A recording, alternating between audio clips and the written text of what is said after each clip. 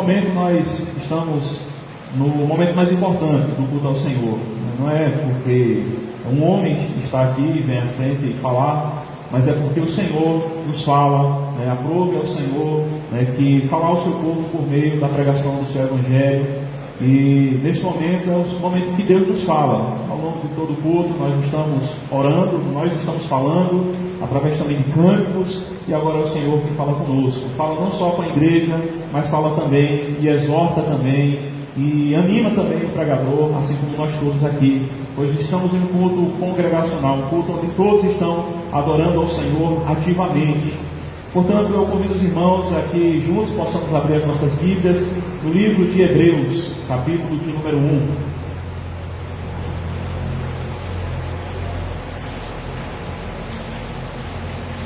Hebreus 1, do 1 ao 4.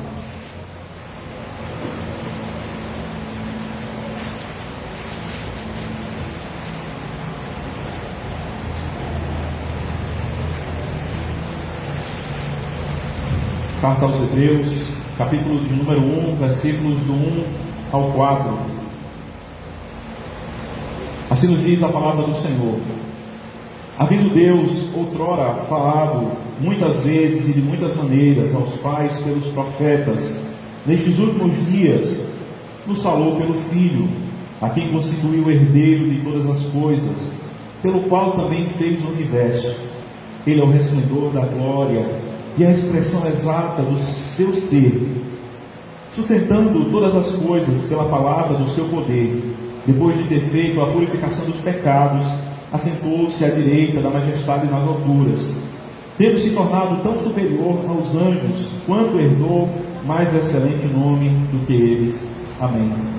Senhor, a tua palavra foi lida, já oramos ao Senhor, conduzidos pelo nosso pastor Rodolfo, mas permite-nos orar ainda mais uma vez, ó Pai, pois reconhecemos as nossas limitações, a nossa fraqueza, mas reconhecemos ao mesmo tempo a grandeza do Senhor e o poder que há na Tua palavra, em si mesmo, Senhor Deus, para abrir os olhos aos cegos espirituais, dar vida aos mortos, reanimar a Tua igreja, ó Senhor Deus, para nos ajudar a viver em meio a esse mundo tão caótico e tão difícil, Senhor.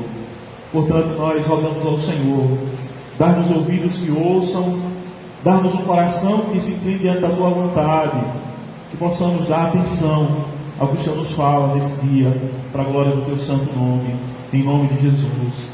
Amém. Amém, meus irmãos.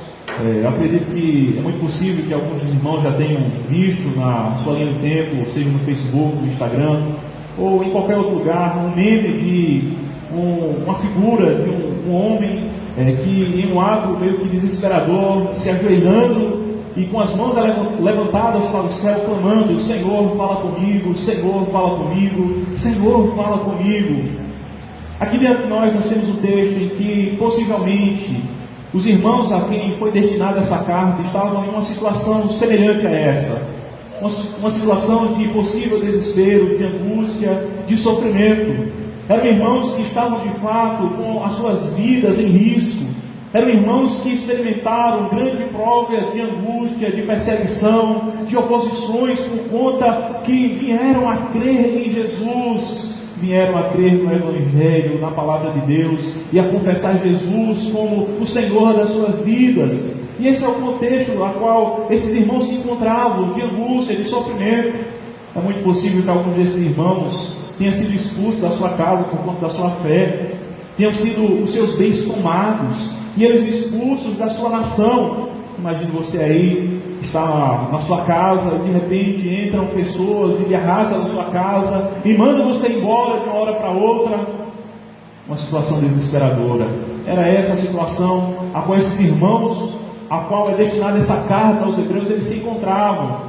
E certamente eram irmãos como qualquer outra criatura. Quando se encontram em um estado de angústia e sofrimento, nós como criaturas esperamos ouvir uma direção da parte do Senhor.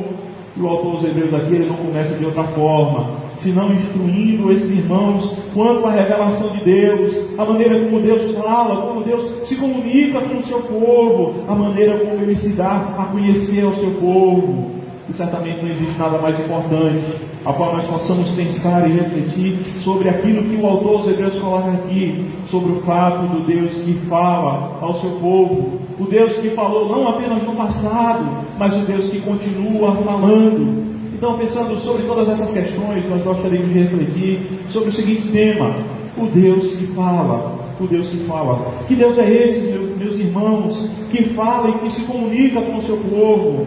Antes de qualquer coisa, é interessante nós observarmos que ele de fato não é para qualquer Deus, mas se nós pudéssemos aqui ir lá para o texto original da palavra do Senhor, nós identificaríamos um artigo definindo aquele a quem de fato estava sendo direcionado essa colocação, a qual é dito havendo Deus. No texto original nós podemos ver havendo o Deus. Nós vemos aquilo que chama-se no português também de um adjunto nominal. Ele está sendo bem específico. Não é qualquer Deus, mas é o Deus. Veja que eles estavam em um contexto do domínio ainda do Império Romano. E havia uma grande diversidade de deuses. E não é a qualquer Deus que ele está se referindo, mas é o Deus de fato da aliança, o Deus vivo e verdadeiro, que se comunica com o seu povo, o Deus que foi do seu agrado fazer a sua vontade revelada, fazer conhecida a sua mente, dar-se a conhecer-se ao homem, que é completamente incapaz de conhecer a Deus.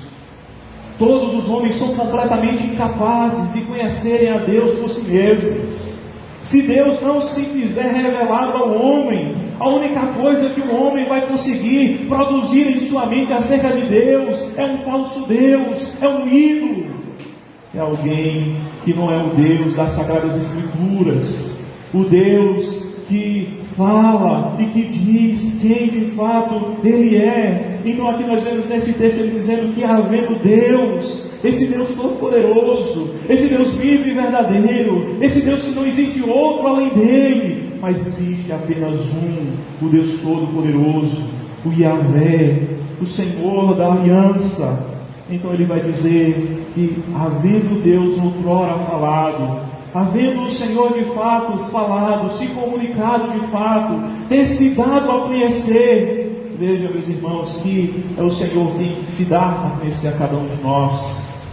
Portanto, é interessante nós até nos lembrarmos, parafraseando com Agostinho, quando ele diz que infeliz é o homem que conhece todas as coisas. Infeliz é o homem que conhece, que tem todo o conhecimento e toda a habilidade do conhecimento científico. Nós podemos assim pensar. Infeliz é o homem que tem o conhecimento da filosofia e de todos os conhecimentos do saber humano e não conhece a Ti.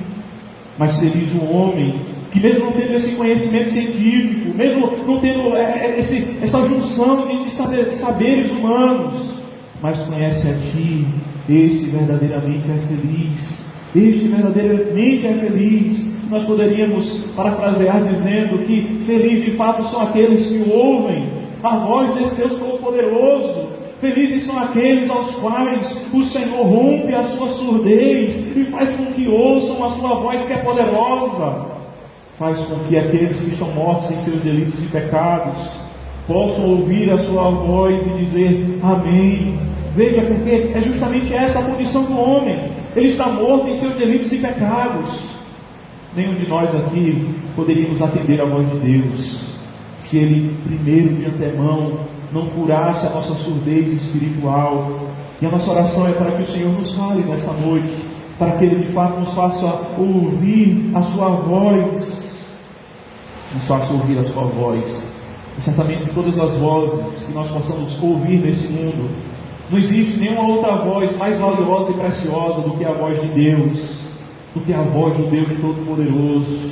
Imagine você estar aí na sua casa, de repente houve uma ligação de alguém muito importante, você ficaria muito feliz, muito contente, lisonjeado. De repente algum governante, seja da nossa cidade, seja do país, nós ficaríamos de certa forma felizes. Mas veja que é o Deus Todo-Poderoso que fala conosco nessa noite. O Senhor fala conosco por meio da sua palavra.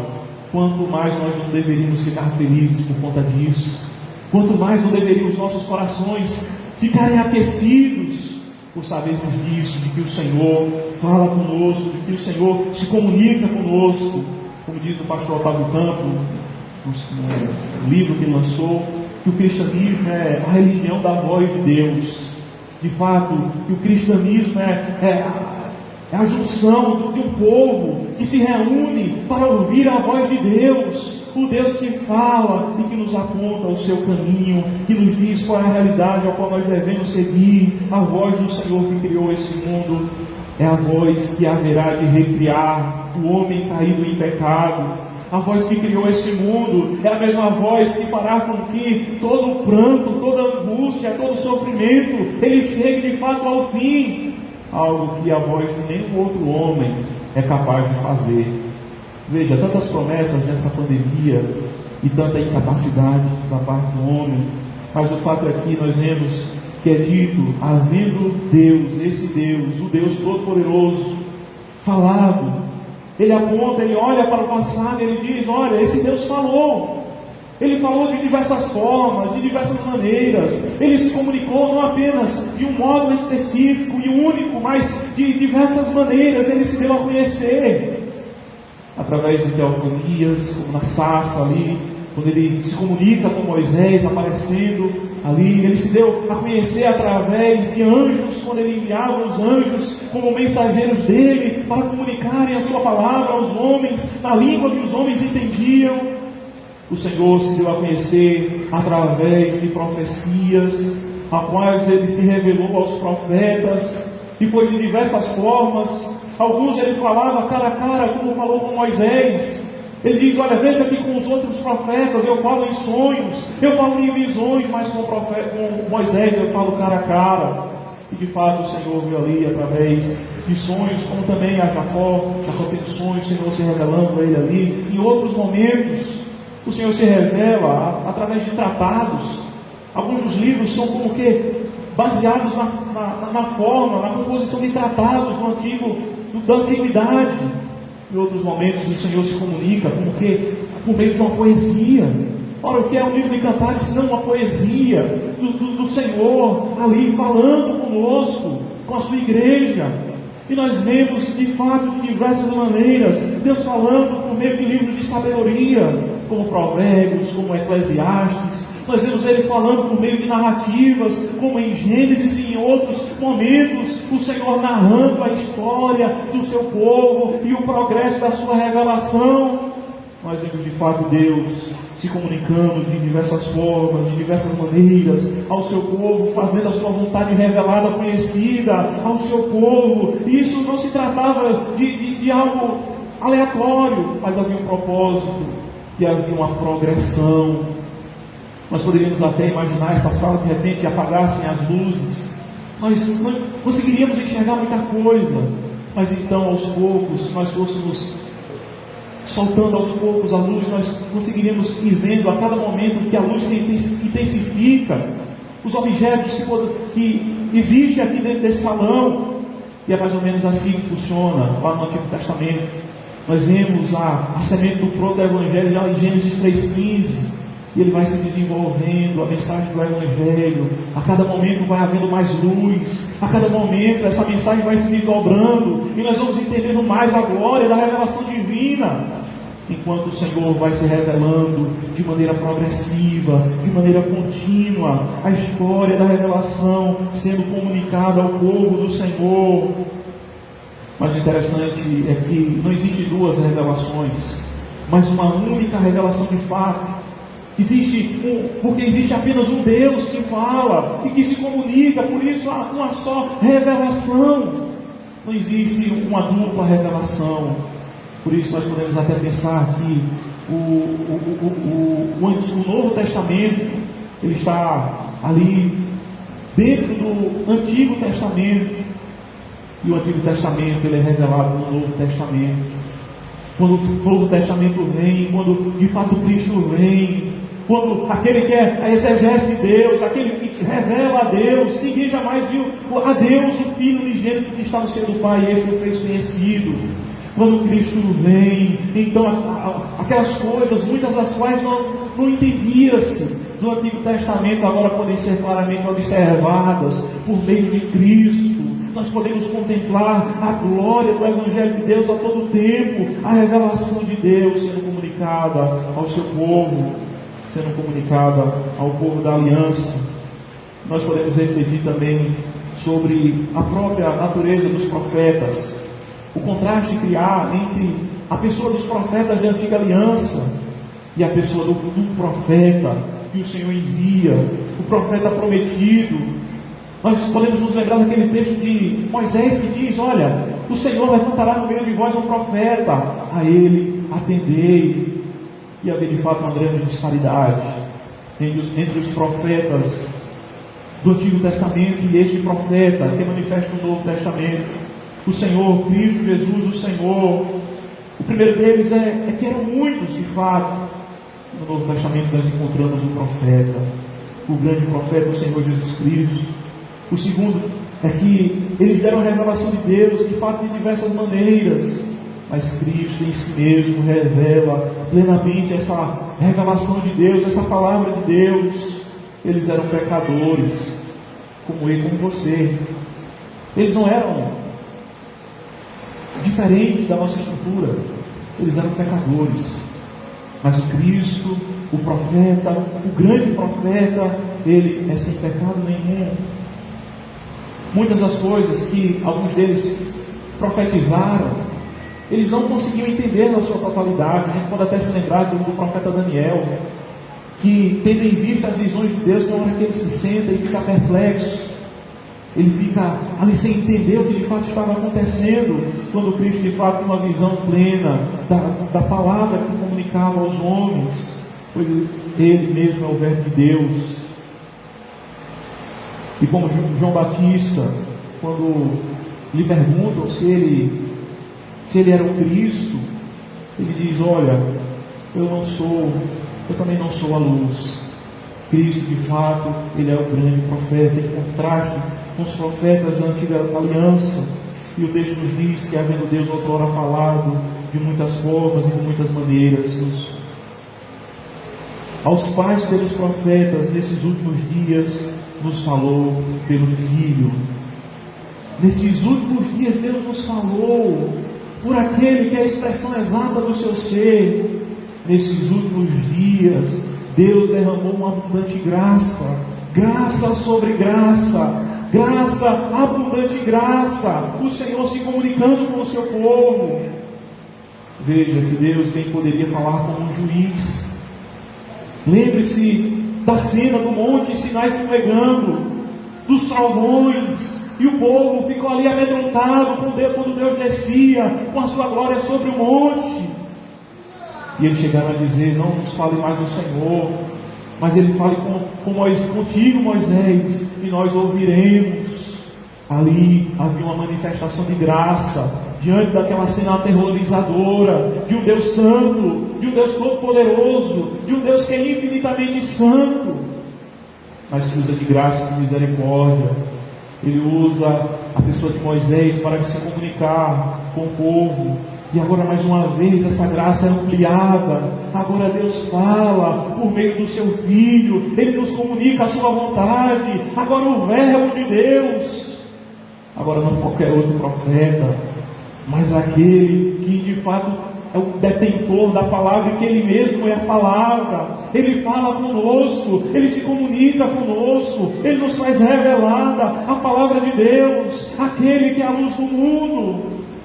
Ele vem para iluminar o nosso caminho, para que não mais andemos em trevas, para que não mais andemos como que cegos, apalpando as coisas sem saber que caminho andar. Agora nós podemos saber qual é o caminho, e Ele mesmo é o caminho, Ele mesmo é a verdade, Ele mesmo é a vida, Ele mesmo é aquele que faz com que os homens que se encontram desejosos de ouvirem a voz de Deus possam ouvir a voz do Senhor claramente, nitidamente, sem imperfeições.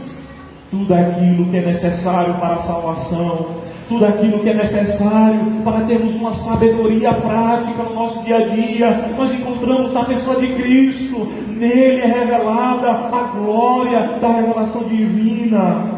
nesses últimos dias, nos falou pelo Filho. Nos últimos dias, nos dias do fim, de fato, o Senhor nos falou por Jesus. Ele é a palavra final.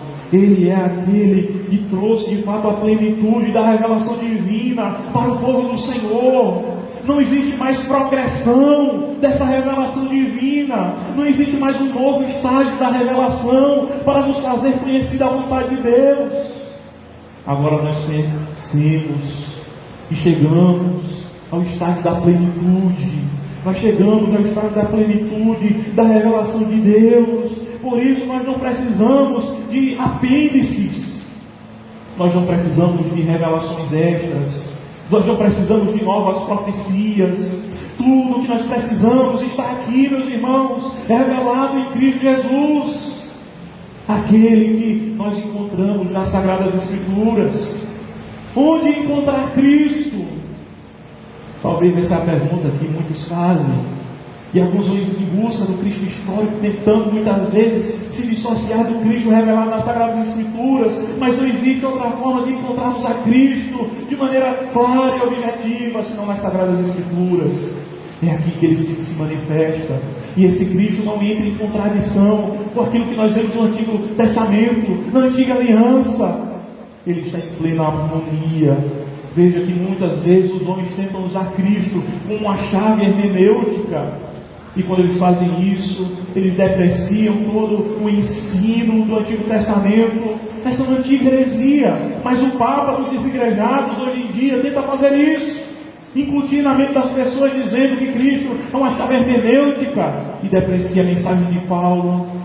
Lança fora a carta aos Hebreus, o Antigo Testamento. Cristo não está em contradição com a lei divina. Eu não vim para abolir a lei, destruir a lei, cancelar a lei, mas eu vim para cumpri-la.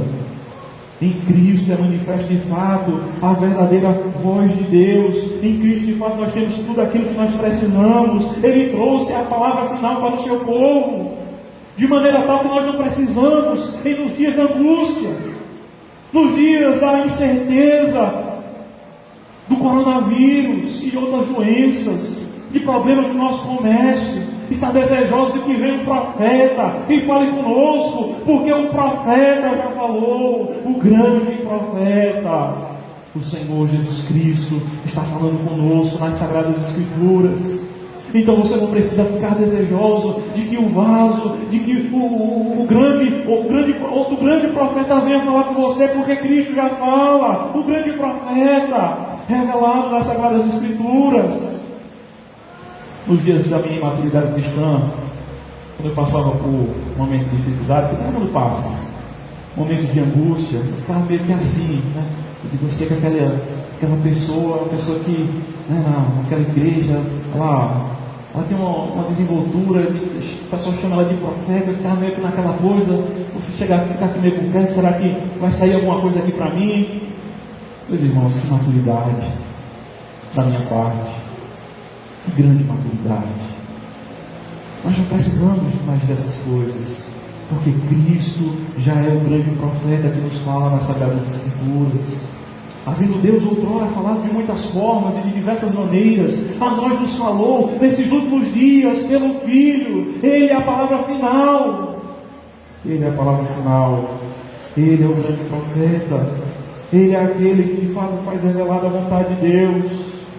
Por isso nós não precisamos de outras coisas. E é desse entendimento que nós pensamos acerca de algo que não dá para se olhar para esse texto e não pensar nessas questões da continuidade, do dom da profecia, do dom da língua estranha. Esses dons foram dons que o Senhor concedeu à sua igreja, ali no início da igreja primitiva, ali na igreja de Atos, quando os crentes de outras nações estavam sendo anexados à igreja do Senhor Jesus Cristo. Mas agora a revelação plena de Deus chegou, de maneira tal que o apóstolo João termina o livro de Apocalipse dizendo: olha, quem acrescentar qualquer coisa ou tirar do livro dessa profecia, o juízo de Deus vai vir sobre essa pessoa. Sobre essa pessoa virão as maldições desse livro. Sobre essa pessoa será tirado o direito de participar da árvore da vida e da cidade de Deus. Por quê? Porque nós já temos tudo que nós precisamos na revelação plena de Deus, na revelação suprema. Foi do agrado do Senhor fazer escrita a sua palavra, revelada aos homens. E agora nós não mais precisamos ficar amedrontados com o engano dos homens. Veja que em muitos lugares existe meio que isso. Ele profetizou, mas pode haver um pouco de engano. Meus irmãos, não demos ouvidos a essas coisas. Deus já nos fala de maneira gloriosa por meio da sua palavra. E nós podemos comparar isso ao maná na antiga aliança. Meus irmãos, será possível que o povo, ao entrar na terra prometida, na terra que mana leite e mel, no lugar onde os cachos de uva eram carregados por 2 homens, vejam a glória desse lugar da providência de Deus, eles iriam estar reclamando, insatisfeitos, murmurando porque o maná acabou. Estou entrando nessa terra, mas o maná acabou. É assim que os crentes se comportam quando dizem que não basta que a Bíblia nos fale, mas precisa de algo mais. Eles estão tendo essa atitude. Eles estão dizendo que Cristo é insuficiente. Eles estão olhando para o grande profeta e dizendo que ele não é suficiente para nos fazer revelada a sua vontade, a vontade de Deus, que é boa, que é perfeita, que é agradável.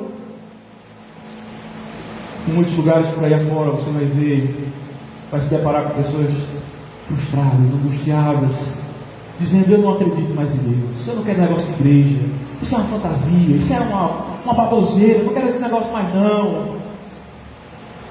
Porque um profeta veio, um dito auto-intitulado profeta, e trouxe uma profecia que não foi o Senhor que mandou.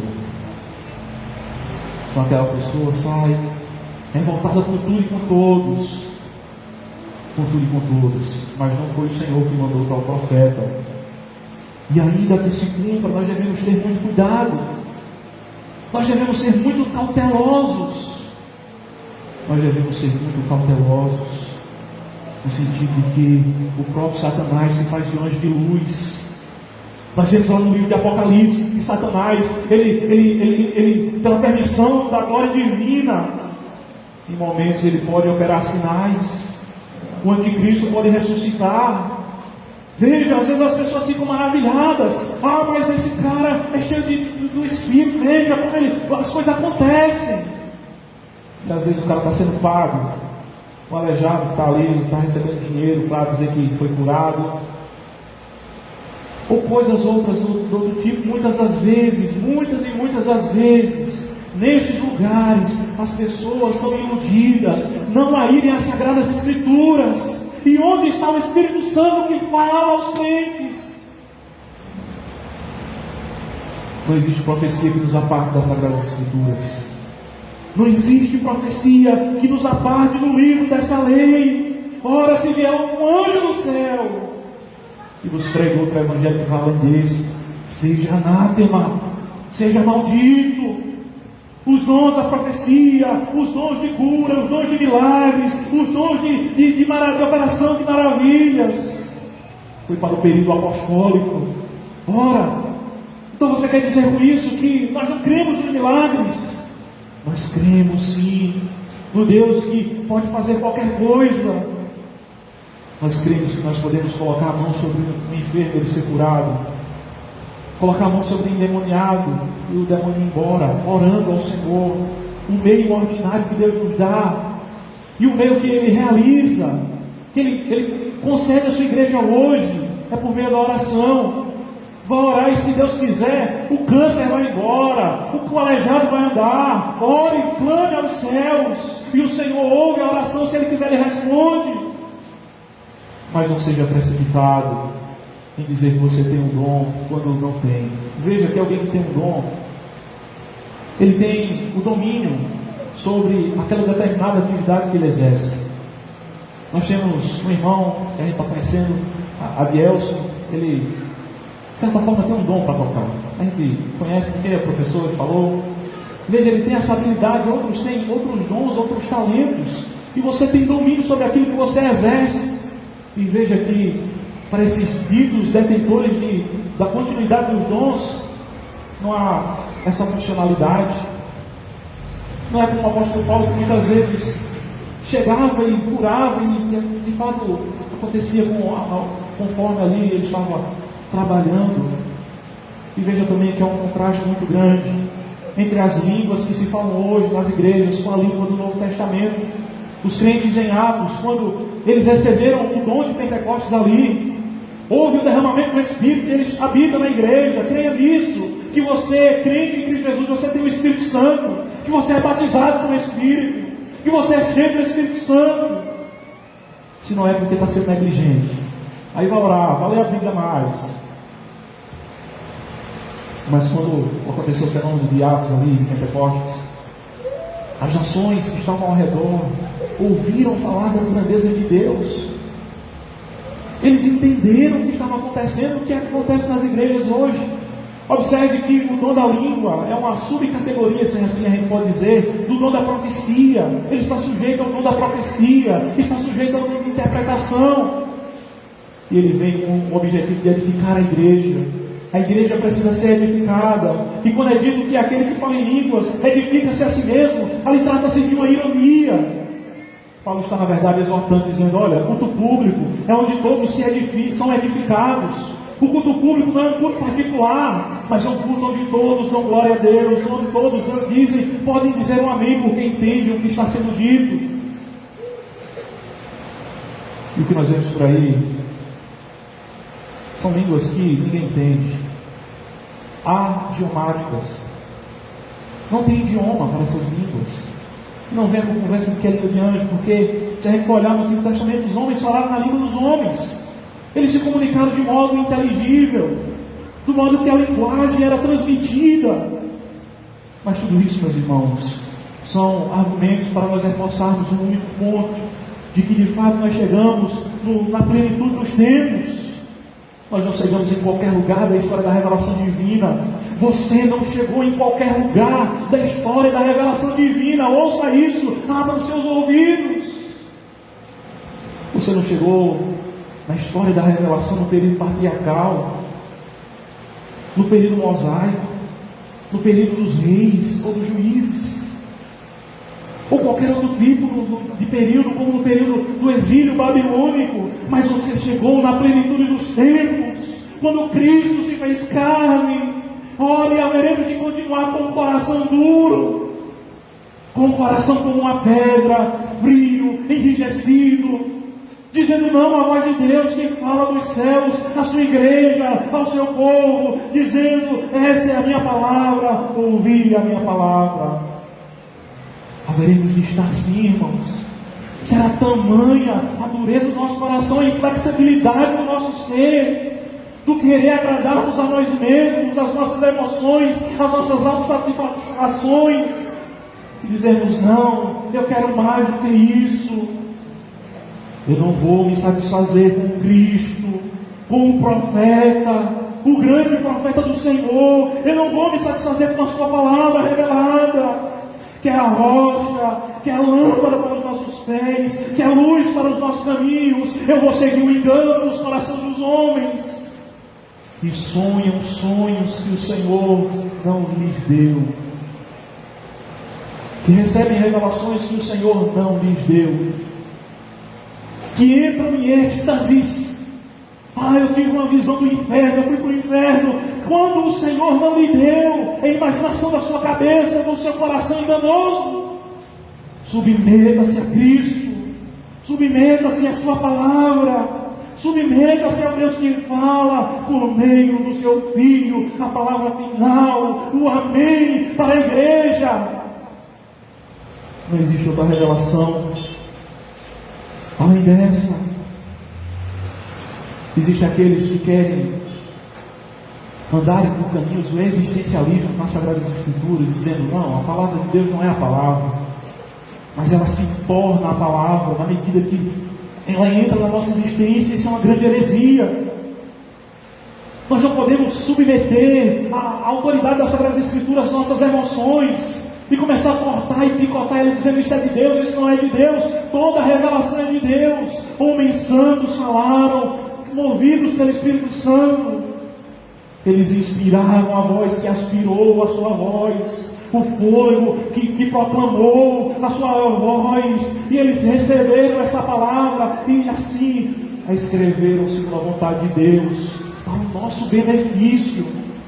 Veja, não é para que você seja frio, mas é para que você seja um crente fervoroso, adequadamente.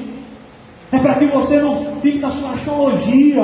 Ah, mas eu acho isso, eu acho aquilo, e é desse jeito, não vai ser desse jeito. Não, é como Deus disse que é e pronto. E a gente é servo. Abraão é servo, o pastor Rodolfo é servo, nós somos servos no Senhor. Por isso a gente diz, Senhor, fala, que o teu servo ouve, como Samuel. Fala que o teu servo ouve. Sai daqui nessa noite dizendo, fala, Senhor, que o teu servo, a tua serva ouve. Vai ouvir Deus falando com você.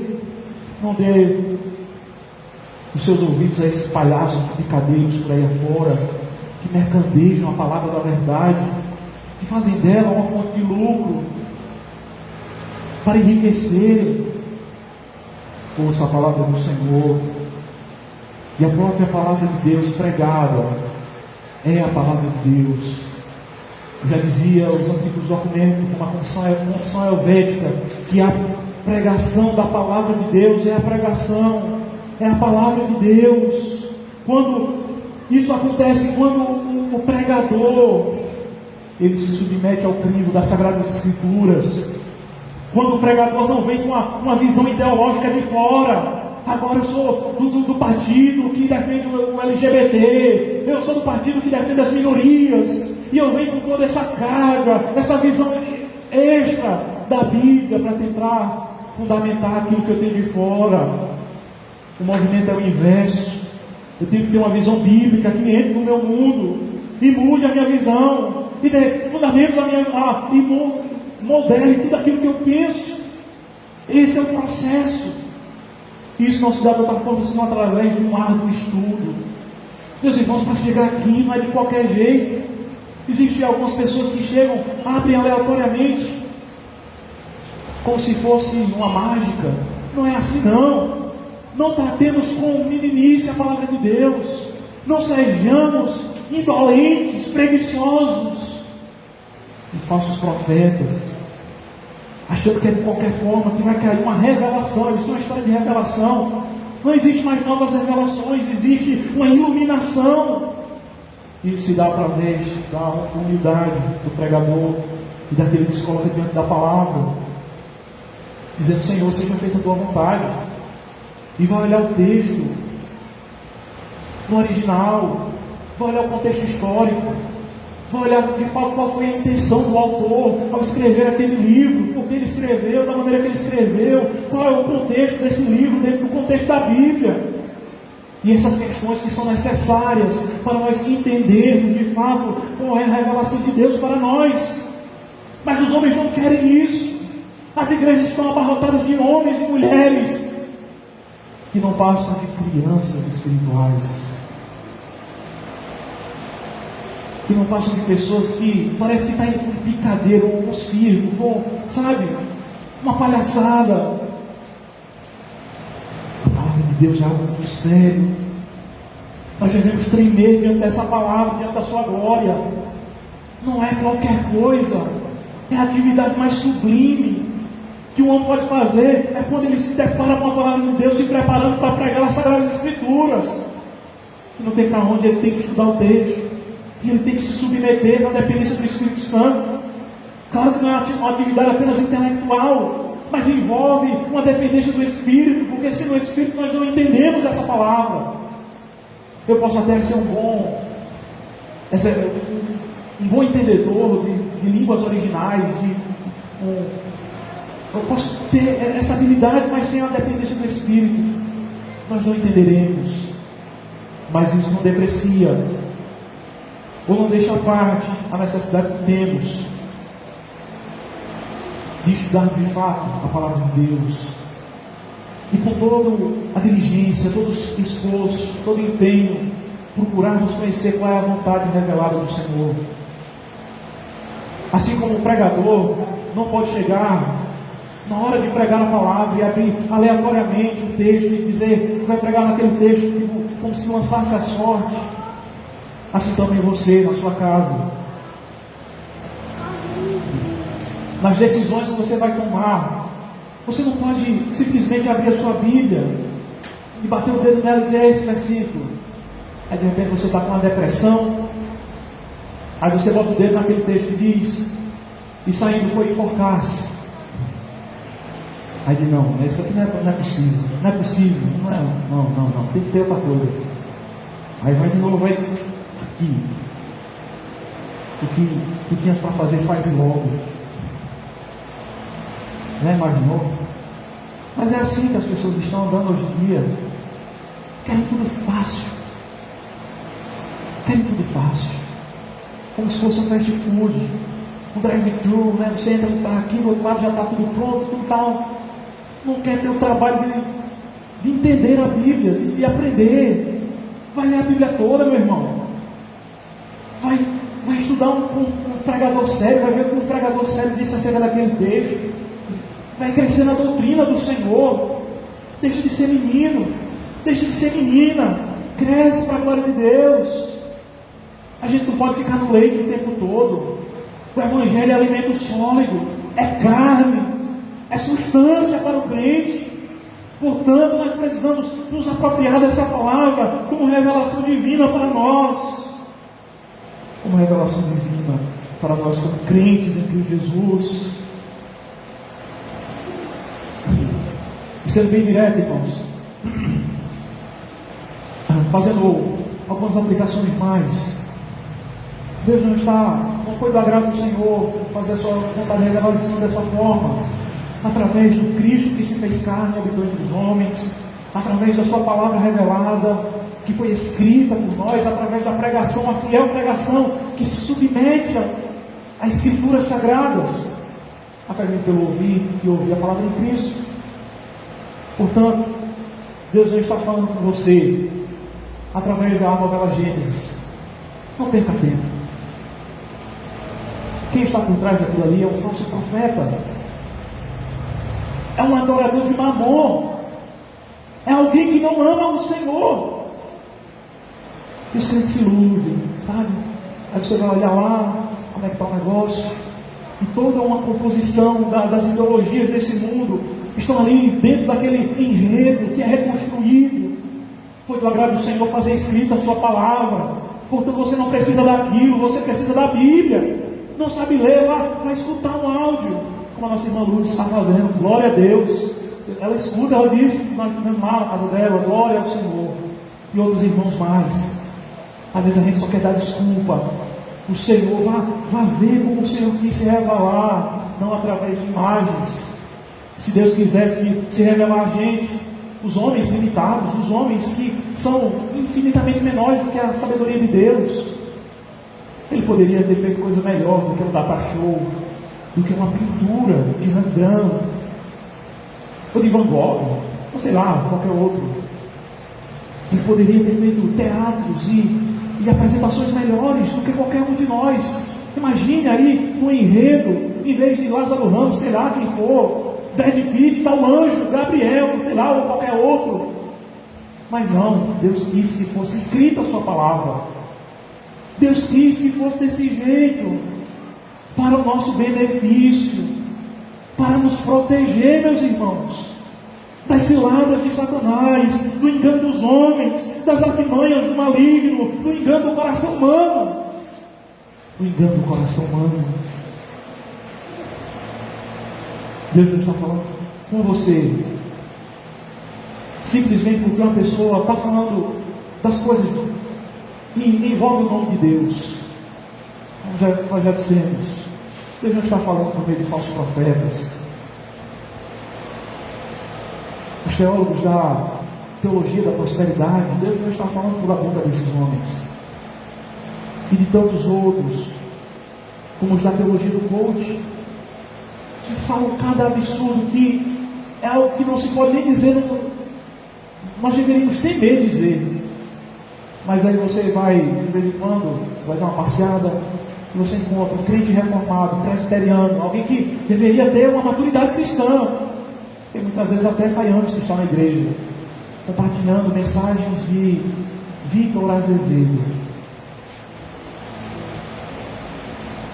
e as suas heresias, milhões de heresias por trás, que conduz ao erro, e outros que a gente pode citar, a gente pode falar mesmo, como o David Leonardo, aquele outro, sei lá, esqueci o nome, é até bom não estar com ele na cabeça mesmo, e outros tantos que às vezes está um camarada lá, parecendo que está compartilhando a coisa mais linda do mundo. É lindo, meu irmão.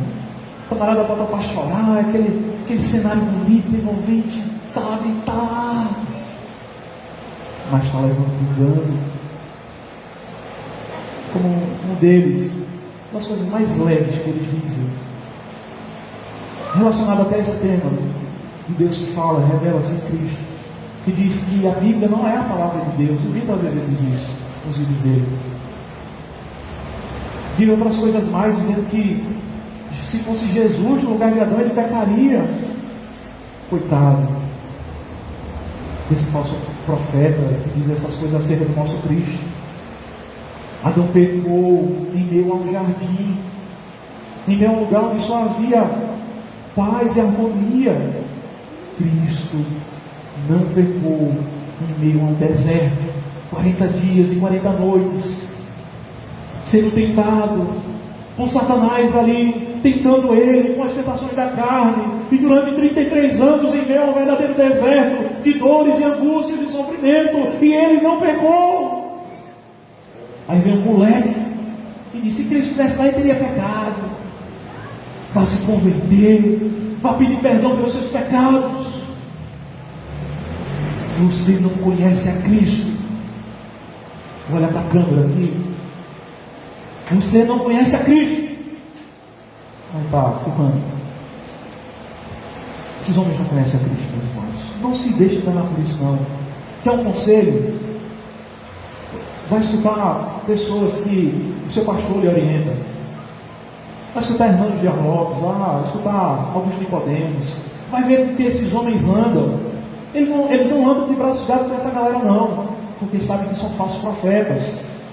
Vai escutar um homem bom também, Paulo Júnior, que nosso irmão conhece, né? E outros tantos por aí, né, assim, dessa linha reformada, de homens fiéis ao Senhor. Quando dá ouvido ao que presta, meu irmão, não é o que tem coça a coceira do seu ouvido, não. Os homens querem só, né, o que coça, né? Paulo diz: olha, nos últimos dias ouvi homens assim, que vão querer ir atrás de médico para coçar os ouvidos dele, né, para dizer coisa que agrade. Tão bom aquela coceirinha, sabe? Vai conduzir para o inferno, cabeça para baixo, bem ignorante, nem o matuto do sertão, né? Para não dar nem chance de se voltar a secar a boca do caixão. É assim, meus irmãos. É por isso que na igreja presbiteriana nós também não temos teatro nos nossos cultos. Você diz: por quê? Porque não é da vontade de Deus se revelar assim, e também porque não são elementos de culto. Se existe uma outra forma, no culto ao Senhor, que a palavra dele possa ser pregada, é como aqui nós vamos participar dessa noite, da ceia do Senhor, onde Cristo está sendo aqui representado espiritualmente, e assim nós estamos anunciando a vida do Senhor, nós estamos nos alegrando com o seu sacrifício. Esses são o elemento visível, o sacramento que Deus ordenou, e não existe outro meio. Não existe outro meio. É assim que o Senhor se revela ao seu povo. É assim que o Senhor faz a sua vontade, por meio da pregação, por meio da palavra do Senhor. Ela é a regra de fé e prática, ela que está acima. Veja que na igreja católica, o que está acima é a tradição, é os usos e costumes, como algumas outras igrejas, que não tem justificativa na Bíblia, mas pela a simples tradição, não se submetem à palavra de Deus, colocam a tradição acima da palavra. Nós queremos que a Bíblia é a nossa única regra de fé e prática. Nós iniciamos dizendo que é muito possível que alguns de nós tenhamos visto em algum lugar na internet aquela figura daquele homem Senhor, fala comigo, de joelhos ao chão. Senhor, fala comigo. Talvez você tenha chegado aqui nessa noite assim: Senhor, fala comigo. Talvez ao longo da sua vida você tenha se encontrado assim, dizendo: Senhor, fala comigo. Tem aquela figura, imediatamente a gente vê ali naquele quadrinho uma mão que vem do céu e entrega uma Bíblia para aquela pessoa. É exatamente o que você precisa. Você precisa das Sagradas Escrituras. Você precisa desse Cristo revelado nas Sagradas Escrituras, havendo Deus falado de muitas maneiras aos pais pelos profetas. Nesses últimos dias nos falou pelo Filho, por Jesus, revelado nas Sagradas Escrituras.